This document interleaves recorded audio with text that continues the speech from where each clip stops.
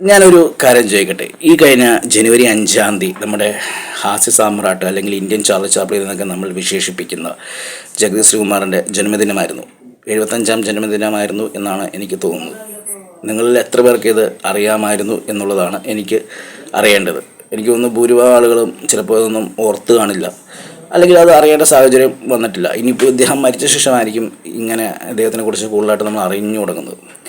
എന്തായാലും ഇതൊരു ദുഃഖകരമായിട്ടുള്ളൊരു കാര്യമാണ്. കാരണം ഇദ്ദേഹം പബ്ലിക്കായിട്ട് ഒരു സ്ഥലത്തും വരുന്നില്ല, സ്ക്രീനിലും വരാത്തതൊക്കെ കൊണ്ട് തന്നെ നമ്മൾ അധികം ആളുകൾ ഇദ്ദേഹത്തിനെ മറന്ന് തുടങ്ങിയിരിക്കുന്നു. അപ്പോൾ അങ്ങനെ ആ ഒരു വിഷമത്തിലിരിക്കുന്ന സമയത്താണ് കഴിഞ്ഞ ദിവസം ഇദ്ദേഹത്തിൻ്റെ ഒരു ഡൂപ്പ് വന്നിട്ട് ഒരു കോമഡി ഷോയിൽ വന്നിട്ട് ഇങ്ങനെ പെർഫോം ചെയ്ത് പോകുന്നു. അത് കണ്ടപ്പോഴേക്കും ഇത്തരത്തിലുള്ള കലാകാരന്മാർ അദ്ദേഹത്തിനെ മറന്നിട്ടില്ല എന്നുള്ളൊരു കാര്യം എൻ്റെ മനസ്സിലിങ്ങനെ സന്തോഷത്തോടെ എനിക്ക് കാണാൻ പറ്റി എന്നുള്ളതാണ് ഭയങ്കര സന്തോഷകരമായിട്ടുള്ളൊരു കാര്യം.